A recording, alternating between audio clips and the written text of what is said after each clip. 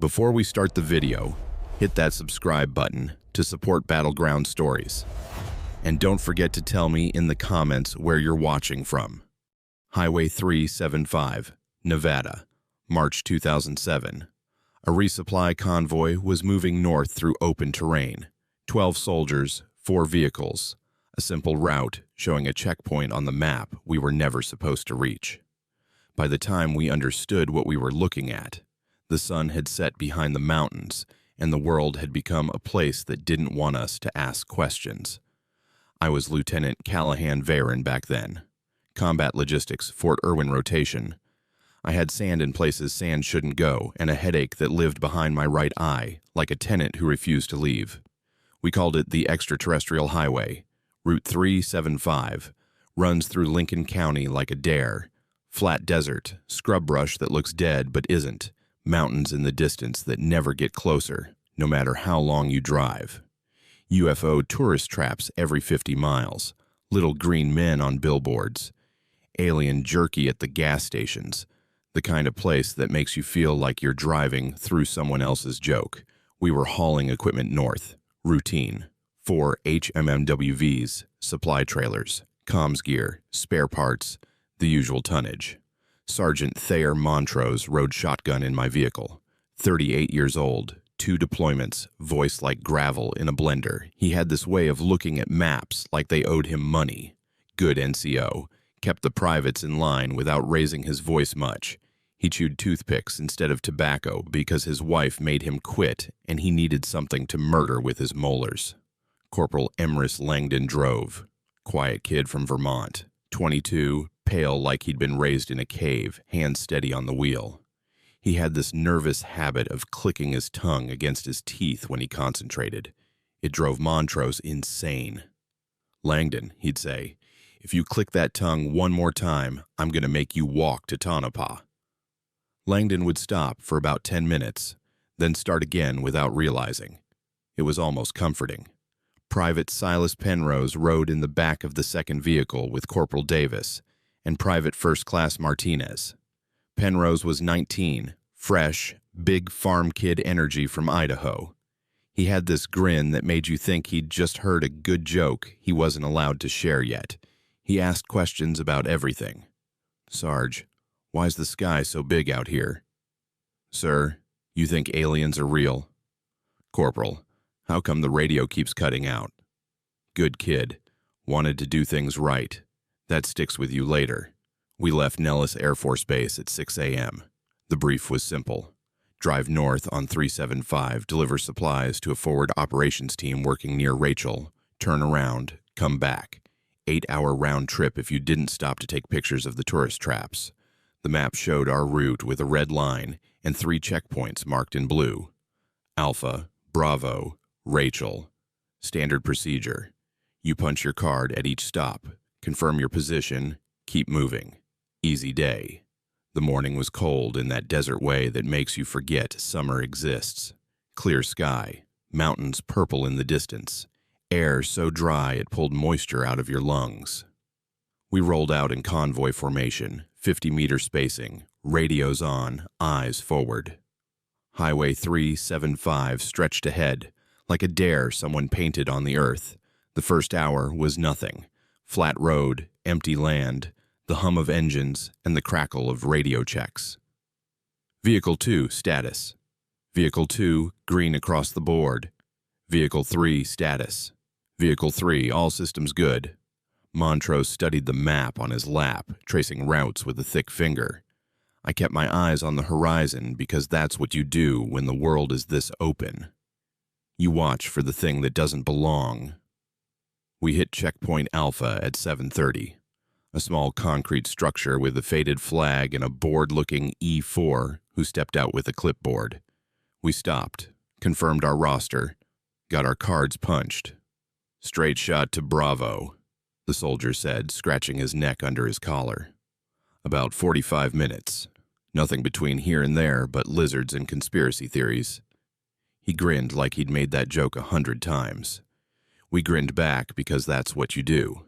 We rolled on. The sun climbed higher, and the heat started to build in that sneaky way it does in the desert. One minute you're fine, the next you're baking inside your uniform, like a bad casserole. I drank water from my camelback and tasted plastic and regret. Montrose pulled out a small notebook and started tallying mileage against time. He did that, kept numbers, said it helped him think. Rachel checkpoints marked here, Montrose said, tapping the map. Between Bravo and the final destination. Never heard of Rachel checkpoint before. Probably new, I said. They rotate these stations every few months. Maps dated last month, Montrose said. He flipped it over, checked the print date. February 2007, fresh issue. Then they just set it up, I said. Someone's got to man the middle of nowhere. Montrose grunted and went back to his notebook. Langdon clicked his tongue. The road stretched on. We hit checkpoint Bravo at 8:20. Another small structure. Another bored soldier. Another punch card. You're making good time, the soldier said. He had sunburn on his nose and looked like he wanted to be anywhere else. Next stop is Rachel Checkpoint, about 20 miles north. New station. Just went operational last week. What's at Rachel? I asked. He shrugged. Checkpoint. Same as this. Guy named Kowalski is running it. Polish kid, talks too much. Tell him Rodriguez says hi. We rolled. 20 miles. The desert flattened out into something that felt bigger than geography. You ever been somewhere so empty you can feel your own thoughts bouncing back at you? That's Nevada. That's the highway that runs through it. You drive and you think, and you wonder why anyone thought it was a good idea to put a road here. Montrose kept studying the map. Lieutenant, he said after a while, voice careful, you notice anything off about this map? Like what? Like the paper. He rubbed it between his thumb and forefinger. Feels new, like fresh off the press new. It is fresh, I said. Dated February.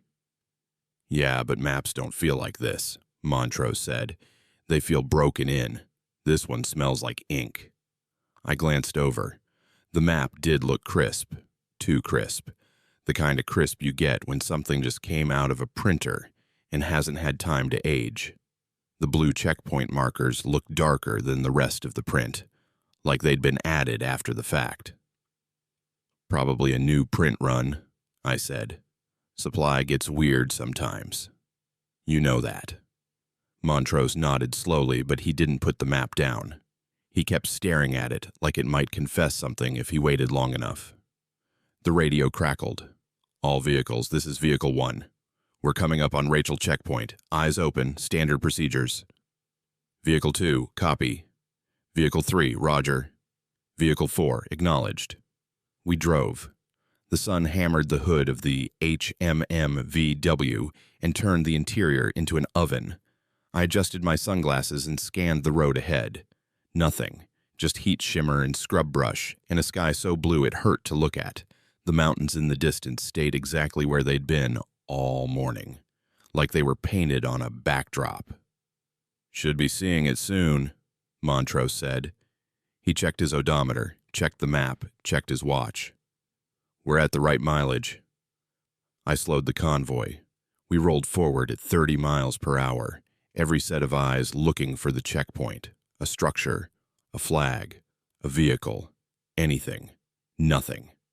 We passed the mileage marker where Rachel Checkpoint should have been. We kept going another half mile, then another. Montrose leaned forward, hands on the dashboard. Lieutenant, we passed it. There's nothing there, I said. There has to be, Montrose said. He jabbed a finger at the map. It's right here. Blue marker. Rachel Checkpoint, 20 miles north of Bravo. I pulled the convoy to a stop. The vehicles behind us halted in formation, dust settling around the tires. I keyed the radio.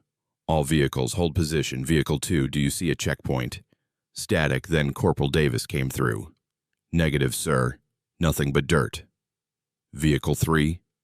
Nothing, Lieutenant. I stepped out of the HMWV.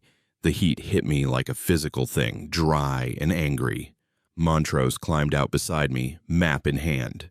Langdon stayed in the driver's seat, clicking his tongue, eyes scanning the horizon. It's not here, I said. It's on the map, Montrose said.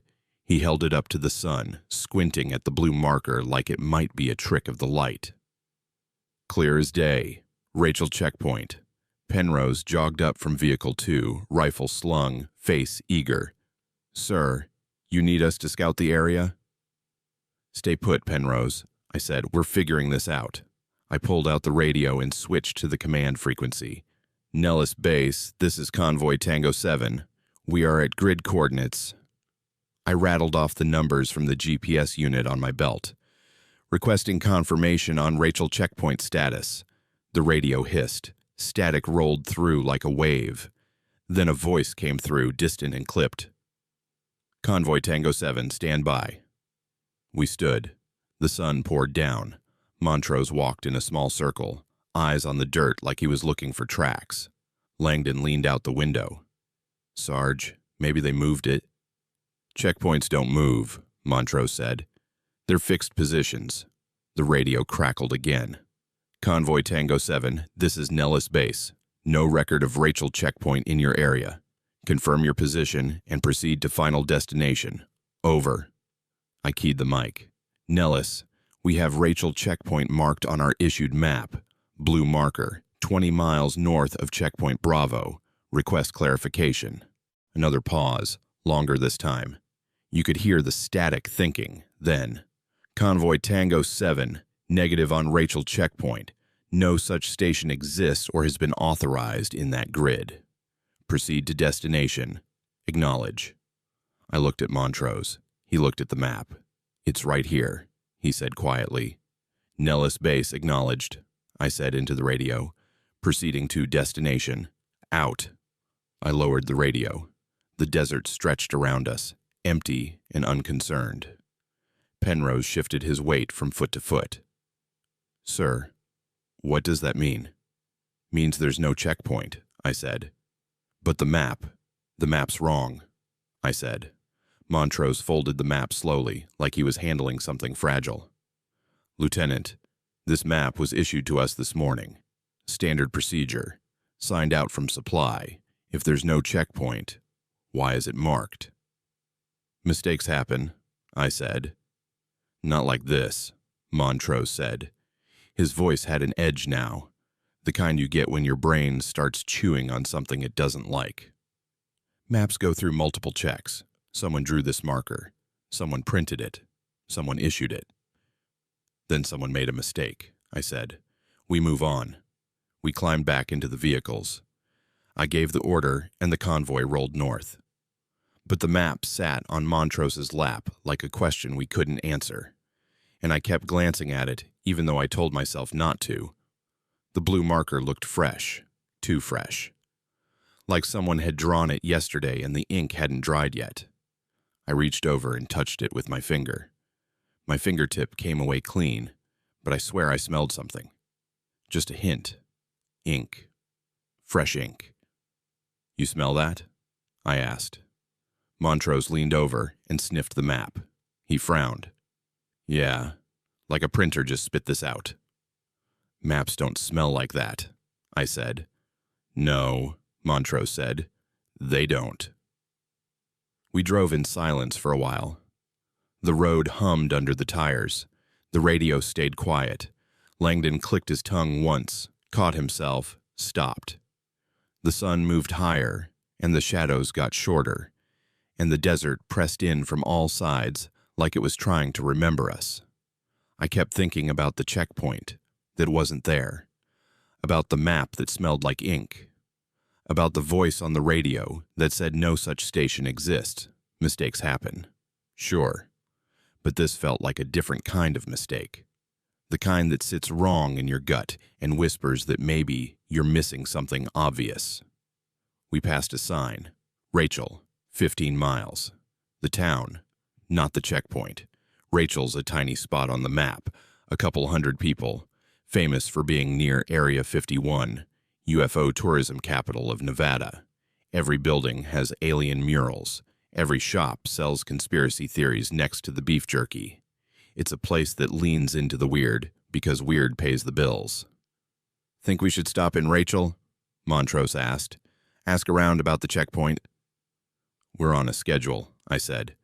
Might be worth 5 minutes, Montrose said, just to see if anyone knows anything. I thought about it. Orders said deliver supplies and return. Orders didn't say stop in a tourist town to ask about checkpoints that don't exist. But orders also didn't explain why our map had a blue marker for a station that no one had heard of. 5 minutes, I said. We ask, we leave. Montrose nodded. Langdon clicked his tongue. We rolled into Rachel just before noon. The town looked exactly like you'd expect. One main road, a few buildings, dust, and alien kitsch everywhere. The Little L Inn sat at the center, a small restaurant with a UFO painted on the roof, a couple of cars in the lot, an old man smoking on the porch, the kind of place that feels like it's been waiting for you to ask the wrong question. I parked the convoy in the lot. Montrose, with me. Everyone else stays with the vehicles. We walked into the Ayla Inn. The interior was dim and cool, a relief from the sun. Alien memorabilia covered every surface. Photos, newspaper clippings, model spaceships. A jukebox in the corner played something from the 70s. A waitress behind the counter looked up and smiled. "Help you boys?" she asked. 60-something, bleached hair, lipstick like a red shout. Name tag said, Pat. "Just passing through," I said. "Quick question. You know anything about a military checkpoint around here? Rachel checkpoint?" Pat's smile didn't change, but her eyes did. Just a flicker. Like I'd said a word she recognized, but didn't want to. "Checkpoint?" she said, like a station. "Yeah," Montrose said. "Supposed to be about 20 miles south of town. New setup." Pat wiped the counter with a rag, slow circles. "Don't know about that. Military doesn't usually tell us what they're doing. You could ask at the sheriff's office." "Sheriff's office," I repeated. "Down the road," Pat said. "Can't miss it. Only building with a flag out front that isn't a joke." We thanked her and left. The old man on the porch watched us with rheumy eyes. "Looking for something?" he asked. His voice sounded like tires on gravel. "Rachel checkpoint," I said. The old man took a drag from his cigarette, let the smoke out slow.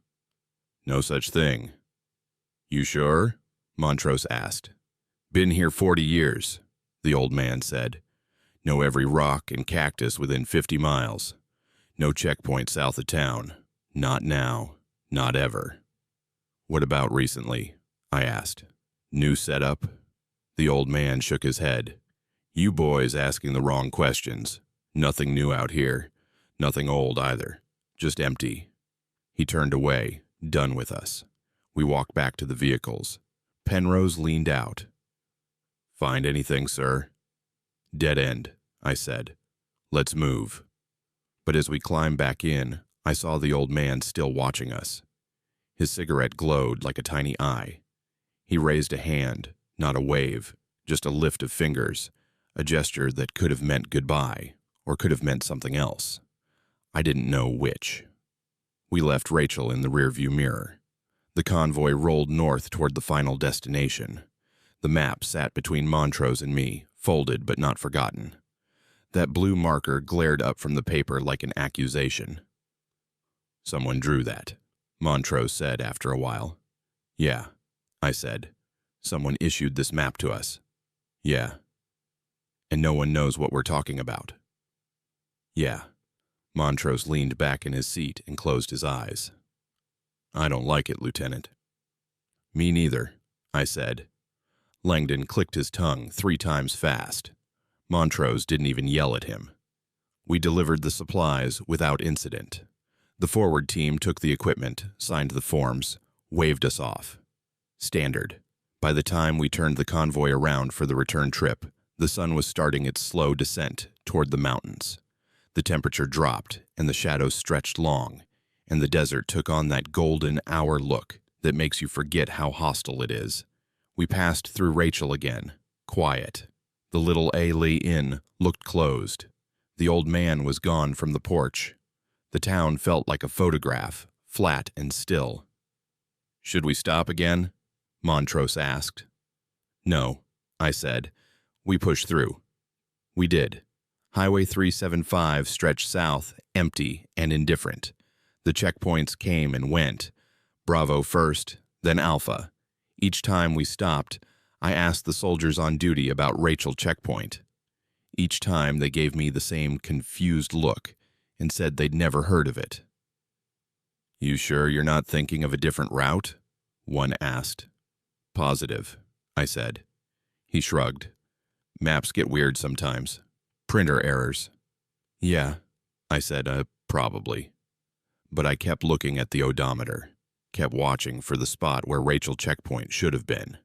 And when we crossed it, right at the mileage where the blue marker said it would be, the air in the HMNWV went cold, just for a second, like someone had opened a freezer door in the back seat. Langdon felt it too. He glanced at me, eyes wide. Sir, did you— Eyes on the road, I said. He faced forward, but his hands tightened on the wheel.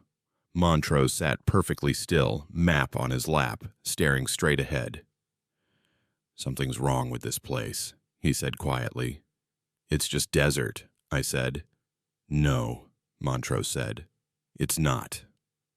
We drove. The sun dropped behind the mountains and the sky went orange, then purple, then black. Stars came out, more than you'd ever see near a city. The kind of stars that make you feel small and temporary. Langdon turned on the headlights and the road became a tunnel through the dark. The radio crackled. All vehicles maintain speed and spacing. We'll be back at Nellis in 2 hours. Copy that, the other vehicles replied. We drove. The desert rolled past, invisible now except for what the headlights carved out. I kept my eyes forward and tried not to think about checkpoints that don't exist or maps that smell like fresh ink or cold air that comes from nowhere. But I thought about it anyway. Because when you're driving through empty land in the dark and someone tells you a place isn't real, but you've got proof in your lap that says it is, you start wondering what else isn't real. What else got deleted? What else is waiting out there in the places the map won't admit to? Montrose folded the map and tucked it in his pocket. I'm keeping this, he said. Why? I asked. Evidence, Montrose said, in case someone asks later. Asks what? Where we went, Montrose said, and why we came back with questions. I didn't argue. We drove. The stars watched. The desert kept its secrets. And somewhere behind us, in a spot that officially didn't exist, Rachel Checkpoint sat on a map that shouldn't have been printed, marked in blue ink that smelled too fresh, waiting for a convoy that would never stop because no one would ever believe it was there. We rolled into Nellis at 2200 hours, tired, dusty, done. We parked the vehicles, filed the reports, turned in the gear, standard end-of-mission procedure. I signed off on the convoy log and handed it to the duty officer. Any issues? He asked. I hesitated. Montrose stood beside me, map still in his pocket. No issues, I said. The duty officer nodded and filed the paperwork. Good run. Get some rest. We walked out into the night. The base was quiet, lights glowing in the distance, the sound of engines idling somewhere beyond the motor pool. Montrose pulled the map from his pocket and looked at it under a streetlight. The blue marker for Rachel Checkpoint was still there. Clear, dark, fresh. Tomorrow, Montrose said, I'm going to supply and asking who issued this. Think they'll tell you? I asked. No, Montrose said, but I'm going to ask anyway. We parted ways. I went back to my quarters, showered, tried to sleep. But every time I closed my eyes, I saw that stretch of highway, that empty spot where something should have been, that cold air, that marker on a map that no one admitted existed. And I wondered, not for the first time and not for the last, what happens to the places we delete, where they go, whether they're really gone or just waiting, marked in blue ink on maps that shouldn't exist, for convoys that ask the wrong questions. Morning came too early. My alarm went off at 5:30, and I stared at the ceiling for 10 minutes, trying to convince myself yesterday made sense. The convoy, the missing checkpoint, the map that smelled like ink, the cold air that came from nowhere. I ran it through my head like a checklist, looking for the place where logic broke down. I couldn't find it. Everything had happened exactly the way I remembered. That was the problem. I dressed, grabbed coffee from the mess hall that tasted like someone's regret, and headed to my office. The base was waking up around me. Soldiers jogging in formation, the distant sound of engines turning over. The smell of diesel and morning cold. Normal. Everything was normal except the question sitting in my chest like a stone. Montrose was already at my door when I arrived. He looked like he hadn't slept. His eyes had that red edge you get when you lie in bed thinking instead of resting. He held the map in both hands like it might try to escape. "Lieutenant," he said, we need to talk." I unlocked the office and we went inside. I sat behind my desk. Montrose stayed standing, the map spread across his palms. "I couldn't sleep," he said. "Neither could I said. "I kept thinking about that checkpoint," Montrose said. "About how it's on the map, but nowhere said it exists. About how the paper smells wrong. About that cold air we felt." "Yeah," I said. "So I got up at 4 a.m. and went to supply," Montrose said. "Caught the night shift guy before he clocked out. Asked him about map distribution." I leaned forward. "And?" "Standard procedure," Montrose said. "Maps are printed at the base print shop 2 weeks before issue.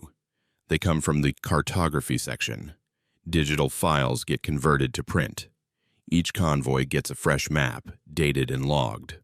Our map was signed out by Corporal Hendricks at 05:45 yesterday morning." "Okay," I said. "So someone made a mistake in the digital file." "That's what I thought," Montrose said. He set the map on my desk, smoothing it flat. "So I went to cartography. Woke up Specialist Garrett. He was not happy, but I showed him the map and asked where the digital file came from." Montrose paused. His jaw worked like he was chewing on something he didn't want to swallow. "And?" I prompted. "He checked the system," Montrose said. "Pulled up the file dated February 2007, the file we supposedly used. Lieutenant, Rachel Checkpoint isn't on the digital file.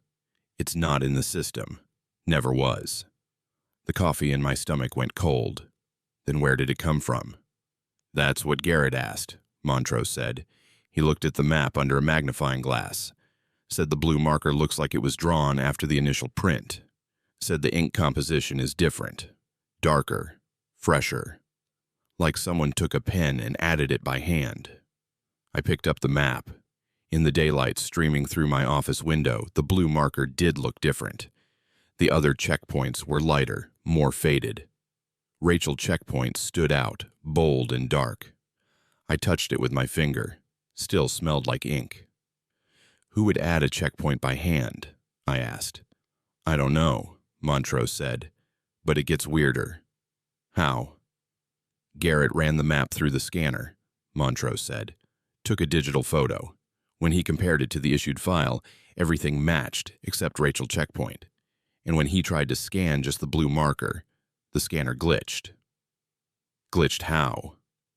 "Wouldn't capture it," Montrose said. "Kept throwing an error. Said the file was corrupted. He tried 3 times. Same result. Finally gave up and told me to bring it to his supervisor in the morning." I set the map down. My hand felt strange, like it had been holding something too cold for too long. "You think someone tampered with our map?" "I think someone added that checkpoint," Montrose said. "I think someone wanted us to look for it. I just don't know why." A knock at the door. We both turned. Langdon stuck his head in, pale face, curious. "Sir, Sarge, am I interrupting?"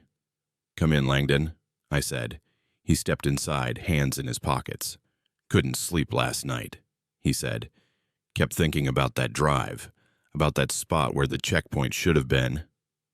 "Yeah," Montrose said. "We all did." So I went to the library, Langdon said. He pulled a printout from his pocket, unfolded it. Did some research on Highway 375. Thought maybe there was something about that area. History, accidents, whatever. Find anything? I asked. Maybe, Langdon said. He set the printout on my desk next to the map. It was a news article from 1989. The headline read, "Military convoy disappears near Rachel. 5 soldiers missing." I picked it up and read. The article was short, vague. A supply convoy had been traveling north on Highway 375 in March 1989. 4 vehicles, 12 soldiers. They'd checked in at their last known checkpoint and never arrived at their destination. Search parties found the vehicles abandoned 20 miles south of Rachel. No soldiers, no signs of struggle, no explanation. The military had classified the incident, and the article ended with speculation about Area 51 and government cover-ups. March 1989, I said quietly. 18 years ago, almost to the day. Montrose looked at the article, then at me. Same route we drove, same number of vehicles, same convoy size. Could be coincidence, I said, but my voice didn't believe it. Could be, Langdon said, except I found 2 more. He pulled out 2 more printouts, another article from 1995, another from 2001. Both described military convoys that had gone missing on Highway 375 near Rachel, both in March. Both the same convoy configuration. Both vehicles found abandoned, soldiers never seen again. 3 incidents, Montrose said. 18 years apart, 6 years apart. If the pattern holds, the next one should be 2007, I said. This year. Silence filled the office like water filling a cup. We all looked at each other, then at the map, then at the articles. The blue marker for Rachel checkpoint seemed darker now, like it was listening. You think someone's trying to warn us? Langdon asked. Or mark us, Montrose said. I stood up, walked to the window. The base stretched out below, morning sun glinting off metal and glass. Normal. Everything looked so goddamn normal. We need to report this, I said. Report what? Montrose asked. That a checkpoint that doesn't exist was drawn on our map by someone we can't identify. That there's a pattern of disappearances that might be connected. That we felt cold air on an empty highway. Yes, I said. They'll laugh us out of the office, Montrose said. Or worse, they'll think we're trying to get out of future duty. You know how this works, Lieutenant. Weird reports get weird reputations. He was right. I hated that he was right. So what do you suggest? We dig, Montrose said. We find out what happened to those convoys. We find out who added that checkpoint to our map. We figure this out before we get orders to drive that route again. And if we get orders tomorrow? I asked. Montrose didn't answer. He just looked at the map. The door opened without a knock. Major Talbot stepped in, crisp uniform, tight jaw. The kind of officer who expected salutes and obedience in that order. We stood at attention. At ease, Talbot said. He glanced at the map on my desk, at the articles, at our faces. Veyron, I need you in my office in 10 minutes. Bring Sergeant Montrose. Yes, sir, I said. He left without another word. The door closed. We looked at each other. That can't be good, Langdon said. Dismissed, Langdon, I said. Keep this between us for now. He nodded and left.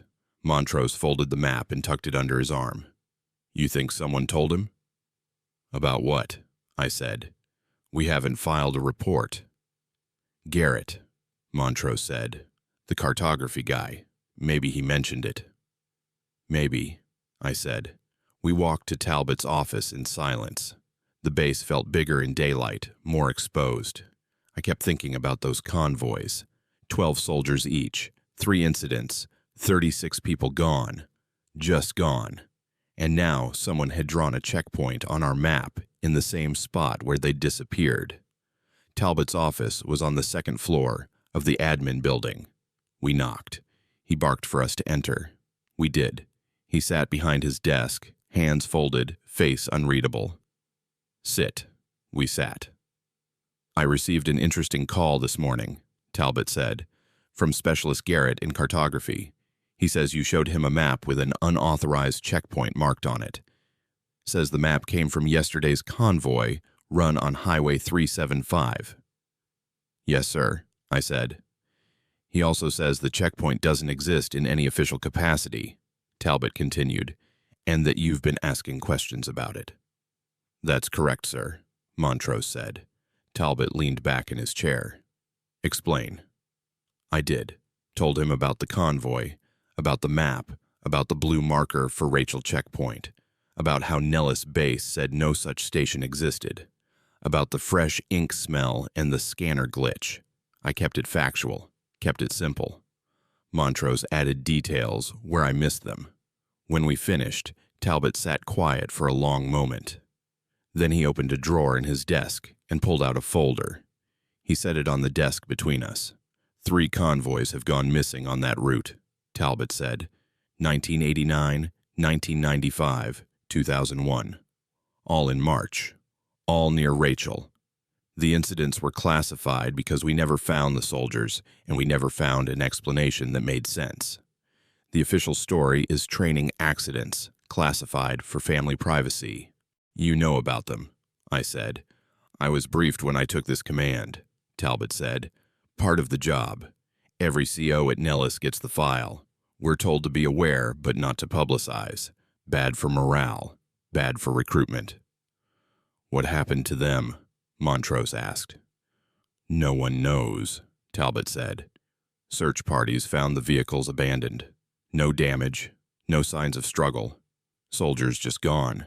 Some of the vehicles still had engines running, radios on, food half-eaten, like everyone decided to walk away at the same time and never came back. My throat felt dry.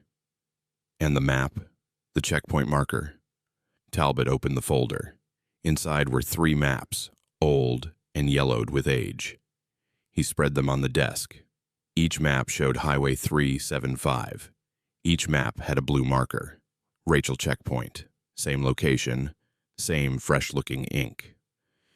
Each convoy had this on their issued map, Talbot said. Each time, the checkpoint wasn't in the official file. Each time, it appeared by hand. And each time, the convoy that received the map disappeared. Jesus, Montrose whispered. You're the 4th convoy to receive this map, Talbot said. He looked at me with something in his eyes I couldn't quite read. Concern, maybe, or warning. But you're the first convoy to come back. The office felt smaller suddenly, the air thicker. I looked at the 3 old maps with their identical blue markers and thought about the soldiers who'd followed them into nothing. Why? I asked. Why us? Why that route? Why a checkpoint that doesn't exist? I don't know, Talbot said. The investigation teams found nothing. No radiation, no chemical spills, no enemy action, just empty desert and abandoned vehicles. The case files are still open, technically, but no one's worked them in years. Someone's marking convoys, Montrose said. Someone knows which route we're taking and adds the checkpoint before we roll out. That would mean someone in supply or cartography, Talbot said. We've investigated. Every time. Never found who did it. Whoever it is, they're careful. They don't leave prints, don't leave traces. The maps just show up with the marker already on them. And you let us drive that route, I said. I didn't mean for it to sound like an accusation, but it came out that way. Talbot's jaw tightened. We can't shut down Highway 375 because of disappearances we can't explain. The route is strategic. We use it regularly. And until yesterday, every convoy that received the marked map vanished. You didn't. That changes things. Changes them how? Montrose asked. It means maybe the pattern's broken, Talbot said. Or maybe you got lucky. Or maybe whoever's doing this is trying something different. He closed the folder and pushed it toward me. I'm keeping you off Highway 375 for the foreseeable future. Your convoy detail is reassigned to local operations. and I want you to keep this quiet. No talking to other soldiers, no posting online, no discussing it off base." "You're covering it up," I said. "I'm protecting my soldiers," Talbot said. "If word gets out that convoys are disappearing and we don't know why, panic spreads. Rumors start. Someone does something stupid trying to play hero or ghost hunter. I won't have that." "What about the families of the missing soldiers?" I asked. "They've been told," Talbot said. "Training accidents. Bodies never recovered. It's not ideal, but it's what we have." I wanted to argue, wanted to push back, but I could see in his face that he'd had this argument with himself 100 times already. He'd made his choice. Right or wrong, he'd made it. "Understood, sir," I said. "One more thing," Talbot said. He pulled out a clear evidence bag. Inside was a map. Our map. The one with Rachel checkpoint. "I'm taking this into custody. It's evidence now. You don't discuss it. You don't photograph it. You don't talk about what was on it. Clear?" "Crystal, sir," Montrose said. We stood. Talbot dismissed us. We walked out into the hallway and down the stairs in silence. When we hit the ground floor, Montrose looked at me. "He's scared," Montrose said. "Yeah," I said.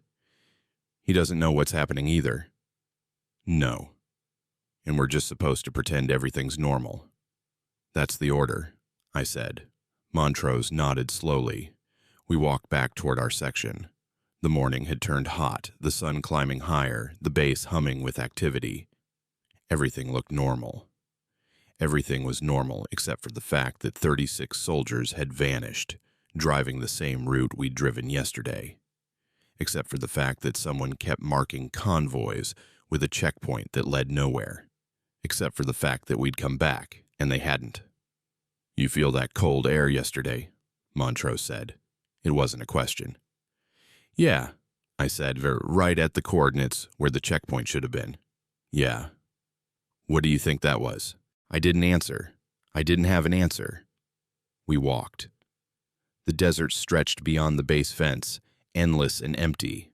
Highway 375 ran through it somewhere out there. A ribbon of asphalt through nothing. And somewhere on that highway, in a spot that didn't officially exist, Rachel checkpoint waited. Marked on maps that shouldn't have it.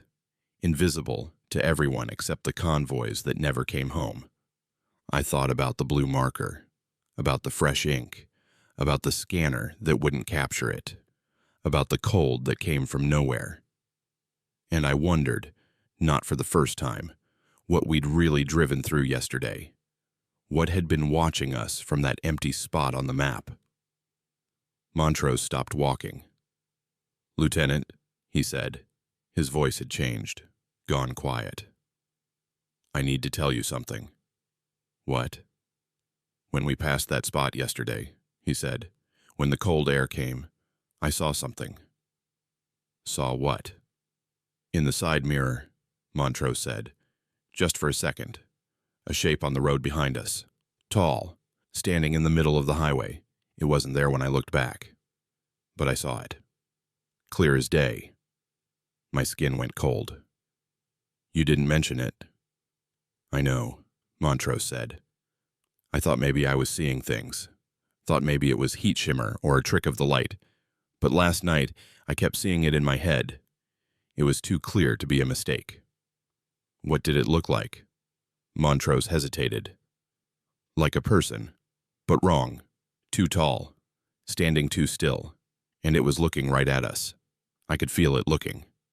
We stood there in the morning sun, 2 soldiers on a military base surrounded by fences and routine and order, talking about something that watched convoys from a place that didn't exist." "Did anyone else see it?" I asked.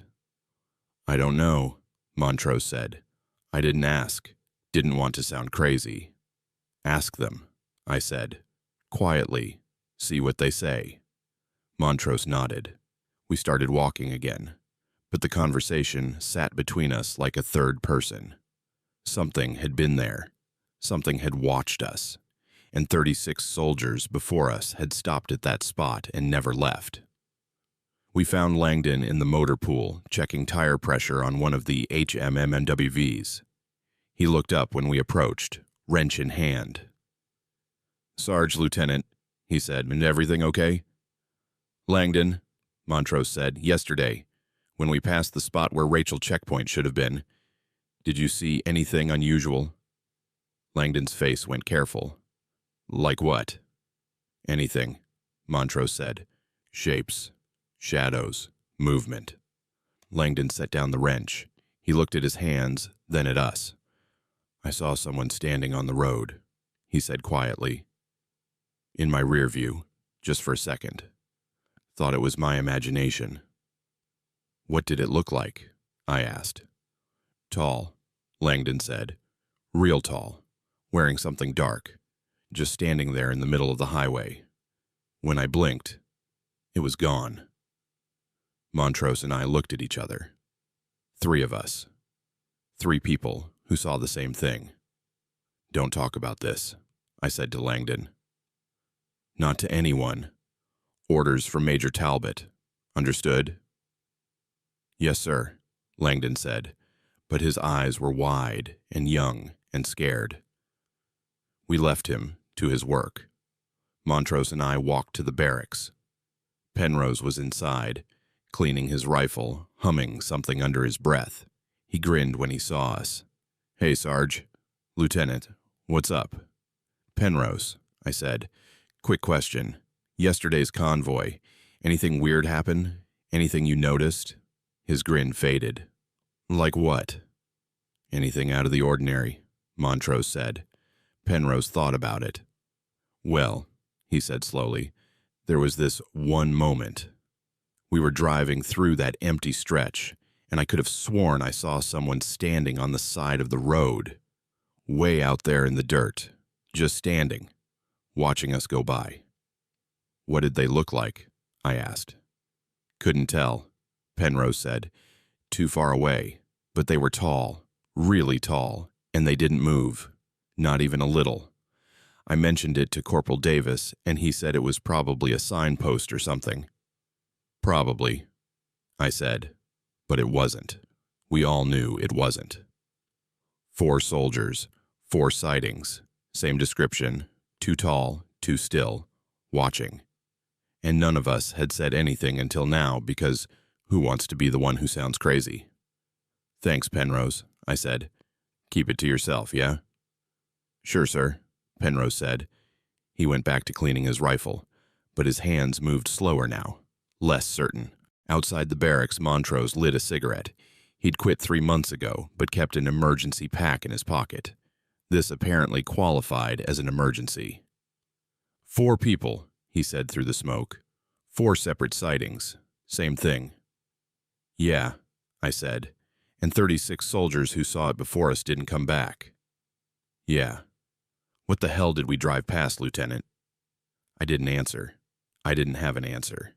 We stood in the Nevada sun and smoked and thought about tall shapes on empty highways and checkpoints that existed only on maps and cold air that came from nowhere.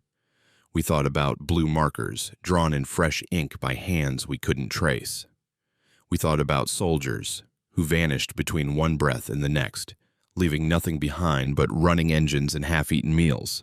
And we wondered when it would come back for us. 6 weeks passed. 6 weeks of normal duty, normal routines, normal everything. We ran convoys on other routes. We maintained vehicles. We filed paperwork. We did everything soldiers do when they're trying not to think about the thing they're not supposed to talk about. But we thought about it, all of us. You could see it in the way Langdon would pause mid-sentence and stare at nothing. In the way Montrose kept a small notebook now and wrote down details he was afraid he'd forget. In the way Penrose stopped humming. He used to hum all the time. Now he was quiet, like the music had gone out of him. I tried to focus on the work, tried to convince myself that Talbot was right, that the pattern was broken, that we'd gotten lucky and that was the end of it. But at night, when the base went quiet and the desert pressed against the windows, I'd think about that tall figure standing on the highway. Too still, too tall, watching. And I'd wonder when it would come for us. April brought heat that made March look kind. The desert turned into an oven, and we moved through it, like meat being cooked slow. Training exercises, supply runs, the usual grind. We stayed off Highway 375. Orders. But you could feel it out there. That empty stretch of road, that spot where Rachel checkpoint wasn't. It pulled at the edge of your thoughts, like a thread you couldn't stop picking at. Montrose found me in the mess hall one afternoon. He sat down across from me with a tray he didn't touch. "I've been having dreams," he said quietly. "About what?" I asked. "The checkpoint," he said. "I'm standing there, right at the coordinates, and there's a building, not a big one, just a small concrete structure with a flag, a checkpoint, real, solid, and someone's inside." "Who?" "I don't know," Montrose said. "But they're waiting, and they know I'm there. And when I try to walk away, I can't. My boots are stuck, like the ground won't let me leave." I set down my fork. "It's just a dream, Sarge." "Is it?" Montrose looked at me with eyes that hadn't been sleeping enough. "Because Langdon told me he's having the same one, same checkpoint, same feeling, same stuck boots." "You talked to Langdon about this?" "He came to me," Montrose said. "Said he keeps waking up at 3 a.m. thinking he's late for checkpoint duty. But there is no checkpoint duty. There never was." I felt something cold move through my chest. "What about Penrose?" "Haven't asked him yet," Montrose said. "But you should see the way he looks at maps now, like they're lying to him." We sat in silence. Around us, the mess hall hummed with conversation and clattering trays and the kind of noise that means everything's normal. But we weren't normal anymore. We'd driven through something, or past something, or into something, and it had left a mark we couldn't see but could definitely feel. "I want to go back," Montrose said. "Absolutely not," I said. "Just to look," Montrose said, "but just to see. Maybe if we go back without orders, without a convoy, maybe we'll see something different. Maybe we'll understand." "Talbot ordered us to stay off that route," I said. "Talbot doesn't know what we saw," Montrose said. "He knows about the disappearances, sure. But he doesn't know about the figure, about the dreams, about what it feels like to know something's watching you from a place that isn't supposed to exist." "No," I said. "We follow orders. We stay away. That's how we survive this." Montrose looked at me for a long time. Then he picked up his tray and left without eating. That night, I couldn't sleep. I lay in my bunk and stared at the ceiling and thought about checkpoints that weren't there, about maps with fresh ink, about soldiers who vanished between breaths. And I wondered if staying away was really survival, or just a slow way of waiting for whatever was out there to come and collect what it was owed. At 0300, I gave up on sleep. I got dressed and walked the base perimeter. The night was clear and cold, and the stars looked like someone had thrown broken glass across black paper. I walked past the motor pool, past the admin building, past the barracks where my soldiers slept or didn't sleep. I found Penrose sitting on the steps outside his barracks. He had his rifle across his knees, and he was staring at the fence line. "Can't sleep either," I said. He looked up. In the starlight, he looked younger than 19. "Sir," he said, "can I ask you something?" "Go ahead." "Do you think we're haunted?" The question hung in the air between us. I could have said no, could have told him it was just stress, just the brain playing tricks after a weird experience. Could have done the officer thing and reassured him that everything was fine. But I was tired of lying. "Yeah," I said. "I think maybe we are." Penrose nodded slowly. "I keep seeing it," he said. "That figure on the road, it shows up in reflections now, in windows, in mirrors, just for a second. Then it's gone. But I know it's there. I know it's watching." "Have you told anyone else?" "Who would I tell?" Penrose asked. Talbot said keep quiet, and even if I could talk, who'd believe me? I barely believe me. I sat down next to him on the steps. We watched the fence line together. The desert beyond it was a dark mass, endless and patient. What do you think it wants? Penrose asked. I don't know, I said. Do you think it'll come for us? I don't know, I said again, because I didn't. But I thought about those 36 soldiers who'd seen what we'd seen and never came home. I thought about abandoned vehicles with engines still running. I thought about the pattern, every 6 years, every March, and we'd broken it by coming back. Maybe that made us safe. Or maybe it just meant the pattern had changed. May came. The heat became unbearable. We ran our routes, did our jobs, maintained the facade of normal. But you could feel the tension in our small group, the 4 of us who'd been in that convoy. We moved through the days like people waiting for test results, waiting to see if something bad was growing inside us that we couldn't cut out. Langdon started taking pictures, not of anything specific, just snapshots. The desert, the sky, the roads. He said he wanted to document things, in case. In case of what? He didn't say, but we all knew. Montrose kept his notebook, filled it with observations, patterns, questions. He showed me once, page after page of his tight handwriting, dates, times, coordinates, the names of the missing soldiers from the previous convoys. He'd found their names somehow, listed them all, 36 names in 3 columns, and at the bottom, in different ink, our names, the 4 of us, like he was preparing the next entry. Don't show that to anyone, I told him. I won't, he said. But someone should know. Someone should remember. If we... He stopped. Didn't finish. Didn't need to. Penrose got quieter. Stopped smiling. He did his job well, followed orders, never complained. But the light in him had dimmed. Like someone had turned down the brightness on who he used to be. And me? I started sleeping with my boots on. Old habit from deployment.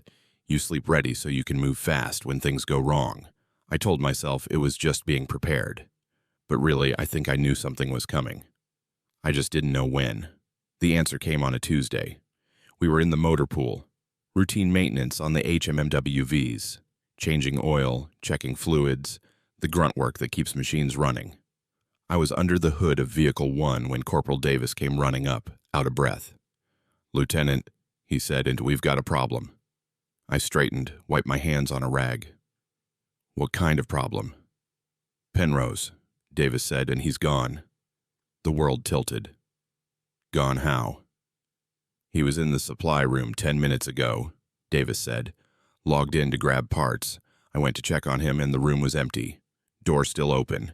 His rifle's on the floor. It's like he just vanished. I ran. Montrose and Langdon followed. We hit the supply room, and it was exactly like Davis said. The door open, lights on, Penrose's rifle lying on the concrete floor. His clipboard sat on a shelf, pen still clipped to it. Like he'd been interrupted mid-task and simply stopped existing. Search the building, I ordered. Every room, every closet, move. We searched, top to bottom, called his name, checked every space a person could hide or fall or get stuck. Nothing. Penrose was gone. I radioed base security. They locked down the facility and ran a full search. 40 soldiers combing every building, every vehicle, every square foot of the base. We searched for 6 hours. The sun set. The searchlights came on. We kept looking. Nothing. Major Talbot called me to his office at 2200 hours. I walked in and knew from his face that he'd made the connection. Sit down, Veyron, he said. I sat. Private Penrose was on that convoy, Talbot said. The one from March, Highway 375. Yes, sir. And now he's disappeared from a locked facility in the middle of the day with no sign of forced exit or struggle. Yes, sir. Talbot leaned back in his chair. He looked tired, old. This is what happened to the others, isn't it? They didn't disappear on the highway. They came back. And then, one by one, they vanished afterward. I felt my throat go tight. Sir, we don't know. Yes, we do, Talbot said. The pattern was never about the highway. It was about the convoy, about the soldiers who drove past that checkpoint. They come back thinking they're safe, and then whatever's out there comes for them. How do you know? Talbot opened his desk and pulled out an old file, yellowed paper, faded ink. I lied to you before, he said. The 3 previous convoys, they did come back, all of them, filed their reports, turned in their gear, went back to duty, and then, over the next 3 months, the soldiers disappeared, one by one, from the base, from their quarters, from locked rooms with no exits. Just gone. The room felt too small. Why didn't you tell us? Because I hoped the pattern was broken, Talbot said. I hoped that maybe this time would be different, that maybe you'd beaten it. He closed the file. I was wrong. How long do we have? I asked. Based on previous patterns, 3 months from the date of the convoy. You drove Highway 375 on March 18th. It's now May 20th, 2 months. If the pattern holds, you have 4 weeks, maybe less. I stood up. My legs felt distant, like they belonged to someone else. What do we do? I don't know, Talbot said. The previous investigations found nothing. No trace, no leads, no bodies. The soldiers just stopped existing, like they were erased. There has to be something, I said. There isn't, Talbot said. We've tried everything. The only option is to wait. And hope. Hope for what? That you're the exception, Talbot said. That whatever took Penrose stops with him. But we both knew it wouldn't. The pattern was clear. 4 soldiers had driven past Rachel Checkpoint. 1 was already gone. 3 remained.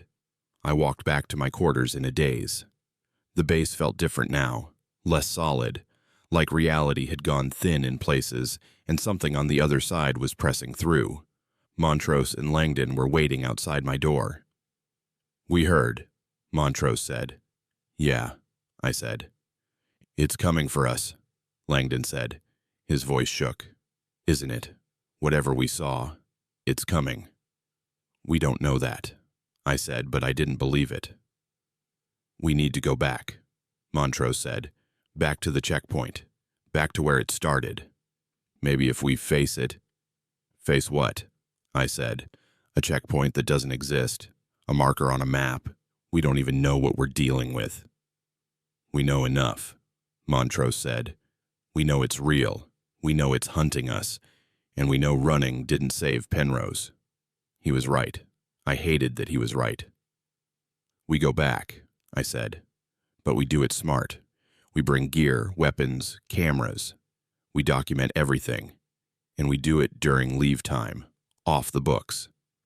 If Talbot finds out, he'll stop us. When? Langdon asked. This weekend, I said. We put in for 72-hour passes. We drive Highway 375. We find that spot, and we get answers. Or we disappear, Montrose said. Or we disappear, I agreed. We got the passes, told the duty officer we were heading to Vegas for some R&R. He barely looked up from his paperwork when he signed off. We packed light, civilian clothes, a civilian vehicle borrowed from Langdon's friend off base. No uniforms, no military gear. Just 3 guys taking a drive through the desert. We left Friday at dawn. The sky was that perfect blue that makes you forget the desert wants you dead. We drove north on Highway 375, and the road felt different this time. Less empty, more aware. Like it recognized us. Montrose rode shotgun with his notebook open. Langdon drove, silent, hands tight on the wheel. I sat in back with a digital camera and a GPS unit. We'd marked the exact coordinates where Rachel Checkpoint should have been. 20 miles, Montrose said. We drove. The mountains stayed distant. The scrub brush rolled past. The heat built. 10 miles, Montrose said. My hands started to sweat. I checked the camera, checked the GPS. Everything worked. Everything was fine, but the air in the car felt thin, hard to breathe. 5 miles, Montrose said. Langdon slowed the car. We rolled forward at 30 miles per hour, every set of eyes scanning. Looking for what, we didn't know. A building, a sign, a shape, anything. 1 mile, Montrose said. The temperature dropped. Just like before. The air went cold. The hair on my arms stood up. Langdon's breath came out in a small fog. "It's here," Langdon whispered. We reached the coordinates. Montrose called out the numbers from the GPS. "This is it, right here." I looked out the window. Empty desert. Nothing but dirt and scrub, same as always. But the cold was intense now, like we'd driven into a freezer. "Stop the car," I said. Langdon pulled over. We got out. The moment my boots hit the ground, I felt it. Weight. Presence. Something standing just out of sight. Something watching. The three of us stood in a triangle, backs to the car, eyes scanning the horizon. Nothing moved. Nothing made a sound. Even the wind had stopped. "Take pictures," I said. Langdon raised the camera and started shooting. Click, click, click. The shutter sounded too loud in the silence. Montrose walked forward, toward the spot where the checkpoint should have been. He stopped about 20 feet from the car and knelt down. "Lieutenant," he called, "you need to see this."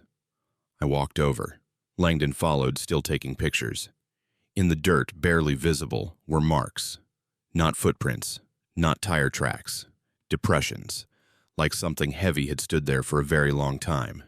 And in the center of the depressions, scratched into the hard pan, were letters.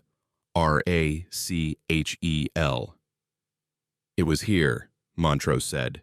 "The checkpoint was here." "But where did it go?" Langdon asked. I opened my mouth to answer, and the world tilted. The air shimmered. The temperature spiked from freezing to hot in an instant. And there, standing 50 feet away, where nothing had been a second before, was the tall figure. Same as before. Too tall. Too still. Wearing something dark that might have been a uniform, or might have been something else. It stood in the middle of the highway and looked at us with eyes we couldn't see but could definitely feel. "Don't run," I said quietly. "Nobody moves." The figure started walking toward us. Slow. Each step deliberate. It covered ground faster than it should have. Like distance didn't apply to it the same way it applied to us. Montrose raised his camera and took a picture. The flash went off. The figure stopped, tilted its head, then kept coming. "Get in the car," I said. "Now." We ran, piled into the vehicle. Langdon hit the ignition and the engine turned over but didn't catch. He tried again. Nothing. "Come on," Langdon said. "Oh, come on. Come on, come on." The figure was 30 feet away now. 20. I could see it better. Could see that it was wearing a uniform, old style, like the kind they issued in the 80s. Could see that where its face should have been, there was just smooth skin, no eyes, no nose, no mouth. Just blank flesh stretched over bone. "Langdon," I said, I'm trying." The engine caught. Langdon threw it in reverse and we shot backward. The figure lunged forward with impossible speed. Its hand, if you could call it a hand, slammed against the hood of the car. The metal shrieked, dented inward like paper. "Drive!" Montrose shouted. Langdon spun the wheel. We fishtailed, found traction, accelerated forward. The figure stood in the road behind us, shrinking in the rear-view mirror. And then it was gone. Just gone. Like it had never been there. We drove. Didn't talk. Didn't stop. Just drove until Highway 375 became other roads. And other roads became the base, and the base became our quarters, and we could finally breathe again. We downloaded the photos that night. Langdon's hands shook as he plugged the camera into his laptop. The images loaded one by one. Desert, sky, empty road, the letters scratched in the dirt, and then the tall figure, clear as day, standing in the middle of the highway. its face a blank expanse of skin, its hand reaching toward the camera. "We got it," Langdon said. "We got proof." "Proof of what?" I asked. "That something's hunting us. We already knew that." "Proof that it's real," Montrose said. "That we're not crazy. That whatever took Penrose, whatever took those other soldiers, it's real and it can be seen." "And what do we do with that?" I asked. None of us had an answer. That was 3 days ago. Now I'm writing this down because Montrose is gone, vanished this morning from the mess hall. 1 minute he was getting coffee, the next his mug was on the floor, and he was nowhere. Just like Penrose. Just like the others. It's just me and Langdon now. 2 soldiers waiting for something we can't stop and can't fight. We've tried everything, stayed on base, stayed together, stayed alert. Doesn't matter. It comes when it wants, takes what it's owed. I think I understand now. The checkpoint was never real. It was bait, a mark on a map to draw us to that spot, to make us see, to make us recognized. And once you've seen it, once you've been marked, it doesn't let go. It follows you home. It waits. And then it collects. The pattern isn't broken. We didn't escape. We just delayed the inevitable. If you're reading this, if somehow this gets out, remember, don't trust maps with fresh ink. Don't drive past places that shouldn't exist. And if you ever see a checkpoint called Rachel on Highway 375, don't stop. Don't slow down. Don't acknowledge it. Because once it knows you've seen it, you're already gone. You just don't know it yet. Langdon is gone now too. Disappeared from his bunk last night. His boots were still there, laces tied, sitting at the foot of his bed like he'd just stepped out of them and walked away. I'm the last one. I can feel it watching me. Every reflection, every shadow, every window. It's there, waiting, patient. It knows I can't run, knows I can't hide. Maybe tomorrow. Maybe tonight. Maybe in the next 5 minutes. It doesn't matter. The checkpoint was deleted from the official records, but it never forgot us. And now it's time to balance the books. If you're reading this, you're probably wondering if it's real, if any of this actually happened. I can't prove it to you. The photos disappeared from Langdon's laptop. The map Talbot confiscated is gone from evidence. Even Penrose, Montrose, and Langdon, their names are being scrubbed from the base records. Training accident, they'll say. Classified for privacy. But I know what I saw. What we all saw. Rachel Checkpoint exists. Not on the road, not in any official capacity, but somewhere else. Somewhere between the map and the real world. And every March it reaches out, marks a convoy, and collects what it's owed. 4 soldiers from 1989, 4 from 1995, 4 from 2001, and now 4 from 2007. The pattern holds. I'm writing this on my laptop and uploading it to a private server before they come for me. Maybe someone will find it. Maybe someone will believe it.